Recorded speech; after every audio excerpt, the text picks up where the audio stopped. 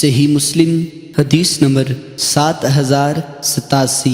حضرت ابو ایوب رضی اللہ تعالی عنہ بیان کرتے ہیں کہ رسول اکرم صلی اللہ علیہ وسلم سورج غروب ہونے کے بعد باہر تشریف لے گئے تو آپ نے ایک آواز سنی۔ آپ نے فرمایا، یہودیوں کو قبر میں عذاب ہو رہا ہے۔ صحیح مسلم حدیث نمبر 7088۔ حضرت انس بن مالک رضی اللہ تعالی عنہ سے مروی ہے، فرماتے ہیں نبی اکرم صلی اللہ علیہ وسلم نے فرمایا، جب بندے کو قبر میں رکھ دیا جاتا ہے اور اس کے ساتھی لوگ وہاں سے چلے جاتے ہیں تو وہ ان کے جوتوں کی آواز سنتا ہے۔ آپ نے فرمایا، اس کے پاس 2 فرشتے آتے ہیں، اس کو بٹھا کر کہتے ہیں، تو اس شخص کے بارے میں دنیا میں کیا کہا کرتا تھا؟ اگر وہ مومن ہو تو کہتا ہے، میں گواہی دیتا ہوں کہ وہ اللہ تعالیٰ کے خاص بندے اور اس کے رسول ہیں۔ اس سے کہا جاتا ہے، جہنم میں اپنا ٹھکانہ دیکھ، اللہ تعالیٰ نے اس کو جنت میں ٹھکانے سے بدل دیا ہے۔ نبی اکرم صلی اللہ علیہ وسلم نے فرمایا، وہ دونوں ٹھکانوں کو دیکھتا ہے۔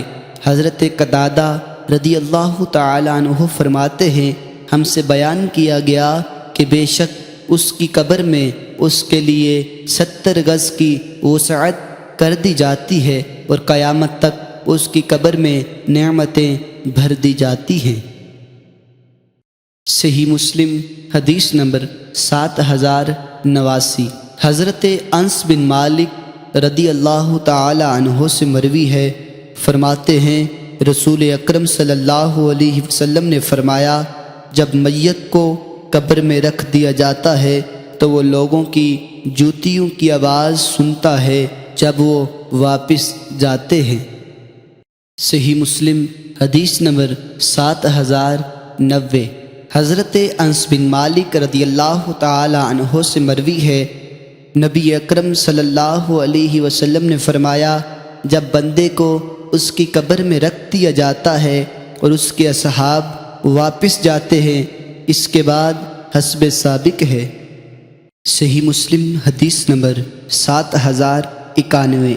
حضرت براء بن عازب رضی اللہ تعالی عنہ سے مروی ہے، وہ رسول اکرم صلی اللہ علیہ وسلم سے روایت کرتے ہیں، آپ نے فرمایا، اللہ تعالیٰ ایمان والوں کو قول ثابت کلمہ طیبہ پر ثابت قدم رکھتا ہے۔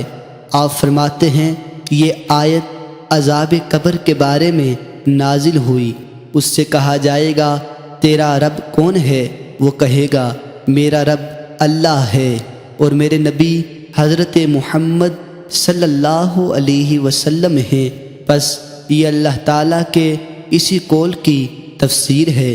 اللہ تعالیٰ مومنین کو دنیا اور آخرت میں قول ثابت کلمہ طیبہ پر ثابت قدم رکھتا ہے۔